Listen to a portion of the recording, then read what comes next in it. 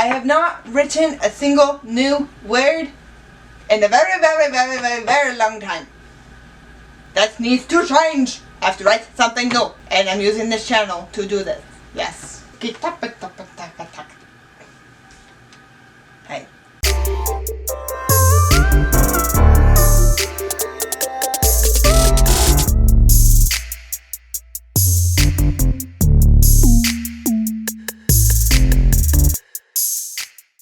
Welcome! I'm Diana. If you're new to this channel, I'm a writer. I have a writer's block too. So if you don't like watching videos, first off, why are you here? I'm just kidding. I love that you're here. But if you don't like watching videos and you would rather read, I have a writer's blog. Link in the description. So last year, I did a June writing challenge. June 2020. Craziest month of my life. 30 videos in 30 days. June is going to be the writing challenge month. Every single day this month, I am going to write. We're not doing that again though. No. But I do want to challenge myself to continue writing. So, welcome to weather writing time. I'm oddly inspired by weather for my writing. I am so invested into it, as a matter of fact, that I developed my own form of literary analysis theory structure I refer to as weather lore. Weather inspires me to write. Just what nature does to the sky, I'm just like, I gotta write about that. So I take a lot of pictures. A lot of weather that I intend to refer back to for writing. But I'm not writing, so those photos are being wasted until today. So welcome to the first installment of Weather Writing Time. Weather Writing Time.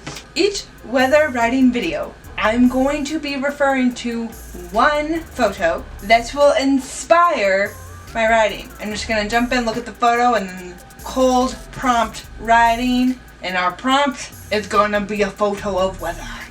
So you guys hopefully will get to see how I develop a story. It's just gonna be short prose, so less than 5,000 words, which means I should be able to write the whole thing in one video. Hi. Maybe it'll be so good, I'll submit it to a literary journal and get published. Let's write this thing! So the photo we are going to be using today, scrolling through all of the weather photos I have, this one just stuck out to me the most. So we're going to be starting with this one. Writing in front of a camera again, just like old times. But this time I actually have time to edit the video. The first thing I noticed about this photo is this spreading, the smearing, of the lights. I think that the camera captured it that way because it was rainy and it was wet. I'm gonna make sure I add in those details. Okay, so as I'm writing, I think I get a sense of this character that I placed in. She's in the car, she's in the driver's seat, she's stopped at a red light, and it's raining. I love reflecting my character's feelings from their surroundings. So the nature and the weather is a physical representation of how the character is feeling. I wrote this sentence and I'm just like, I'm really proud of it. As she sniffed, her surroundings outside matched the emotions exploding out from her insides. Reading it out loud is actually not as cool as I thought it would, but you get the gist, where I blatantly stated what my metaphor is. Well, maybe a little too on the nose. So I've decided to call this piece Fogged Glasses. This film of gunky tears covering your eyes where everything's blurry. So like your eyeballs are blurry from the tears, but then there's an additional blur filter on top because of your glasses. Even after you're done crying, your world is still blurry because you have dried tears all over your lenses. Because you can kind of see in the photo how there's like a gray film across it. Like, I think it's from clouds, but I'm going to write it to where that gray film is like what she sees because her glasses are all marked up with her tears. Why she's crying, I do not know. I have her in a car, it's raining, she's crying. Why is she crying? Why is she in the car? Where is she going? Readers need to know the answers to these questions. I don't know the answers to these questions. What am I writing? I wrote a little more, and I had her little cry sesh interrupted by a phone call. Her mom calling her up. My nameless protagonist. She's now Valerie. Valerie, thank you. Copyright claim. Her mother calls her. She's like, oh my gosh, I heard this thing on the news. And she's like, oh, I can't talk about this right now. Hangs up and cries more. Why is she crying? I don't know. I have a sneaky suspicion it's related to whatever's happening on the news. So we're gonna roll with that. Don't ask me how I came up with this. It just came to me as I was writing. We are 519 words in. Nice, nice. Nice, nice. Got scene break. Now we go to Alani, who is Valerie's best friend. They're all watching the news so intently. Oh my gosh, something's happening on the news. But Valerie's not there. She was supposed to be there watching the news with them, and she's not. Where is she? What is happening? I don't know. I gotta make something. What's something newsworthy that would make people freak out, where everyone's talking about it, that would make someone cry? Like, she's personally involved in what's ever happening in the news, but no one knows that she's personally involved. But what is the thing? Okay, we're going with the courthouse, apparently. Okay, so there's a protest. Protesting what? Something happened at the courthouse, probably some jury. Okay, jury verdict people are unhappy with. Is it a guilty verdict that they're like, no, he's innocent? Or was it an innocent verdict and you're like, no, he's obviously guilty? My mind naturally goes to murder. So somebody got murdered, somebody murdered somebody, and then Valerie is crying about it. And someone died. That's a reasonable explanation for why she would be crying. But no one knows. So she's personally related to this big case that's plastered all over the news. And she's personally involved with it, but no one knows that she's involved. Is she the one that killed them? And an innocent man's going to jail because there's like, he's guilty. Everyone's like, no, he's innocent. Protest, he was innocent. Real killer's out there. Valerie's the real killer. Why do I naturally go to murder? Everything I write, someone gets murdered. Why? Well, that's something to talk to my therapist about. We're now writing a murder mystery here. It was just supposed to be a girl crying in her car. And now someone was murdered. Okay, we are 848 words in. I call it the Vicar case. So, Vicar is the supposed killer who just got a guilty verdict and he got sentenced with the death chair. Valerie's saying Vicar's innocent and it's my fault. That's all I got. So she's a murderer, but she feels bad about it. But why would she murder someone? But then who's Vicar? This is the face I make when I am stumped.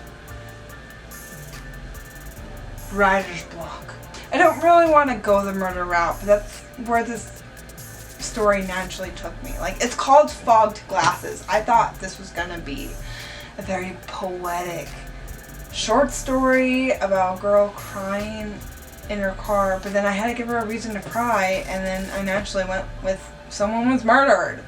But I feel like to resolve this story and to show her giving herself in and showing the background of like what happened to her in the first place, this is going to be a big chunky story. This is not going to be like a little itty bitty 5 pages. This is going to be at least 40 to 50 pages. This is not an itty bitty thing. This is like a bigger project. This is not a short story.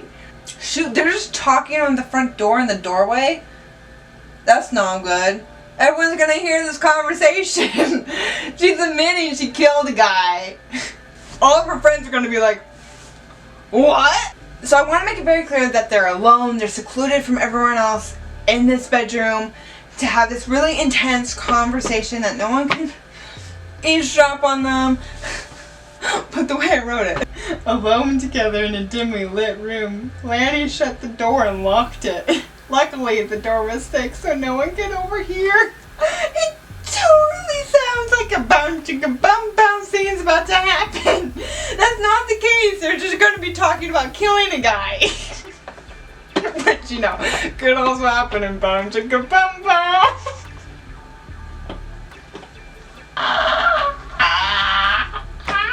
Okay, doing another scene break. Even though technically it's like mid-scene, I'm doing a scene break here so I can switch back to POV of my protagonist, Valerie. Because during a scene break, I cut to Lanny because Valerie wasn't in the room yet.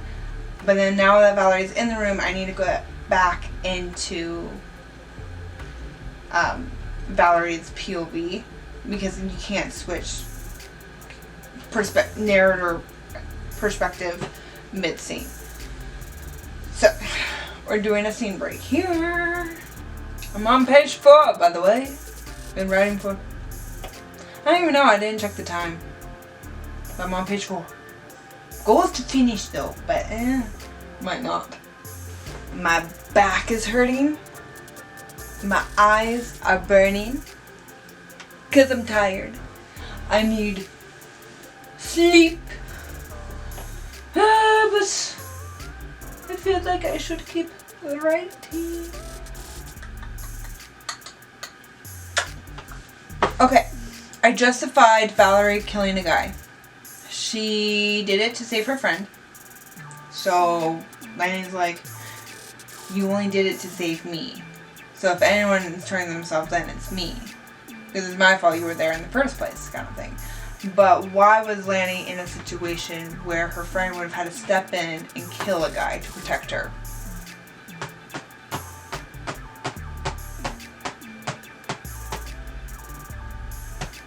Where's this story going?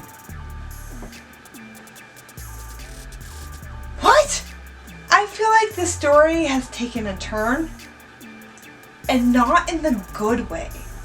I don't know, like, the intention I had for the story when I first started writing it has changed as I was writing it. So it's all over the place. I don't know if this is working. This might be something that I keep for memory's sake, being like, oh look, I wrote this once. No one's gonna see it. I've written hundreds of short stories that'll never see the light of day. They're, you know, well, just experiments. Which is the whole point of this series, right? Just experimenting, writing, forcing me to write, get the writing juices flowing, and hopefully something eventually will get good out of it. But the harsh reality of this video series is that majority of the stuff I am writing in this series, nothing good will come out of it. Other than you guys watching, of course. So, thank you. Yeah, not all of these stories are going to be publishable. That's just the fact of being a writer. Not everything you write is publishable. It was interesting to see what my writer brain naturally go to. I don't know why I naturally go to murder though. I don't know. If you have any ideas about where you think the story should go, what you think Lanny's backstory is, about why she was entangled with a guy to the point where her friend Valerie had to come in and save her with a knife, like, I'm really curious to hear your guys' thoughts, what you thought of this writing time, weather writing time. And don't worry, more stuff like this will be coming because I have, you know, a bunch of weather photos. And don't worry if you don't like writing content, it's not the only thing I do. Yes, I'm a writer, but I also like just being creative and trying new creative outlets that I haven't really tried before. So you can check those out as well. I'm just trying to be as artistic as possible, doing everything and anything. So thank you for watching this video. I hope you enjoyed it, and I will see you next video. Bye!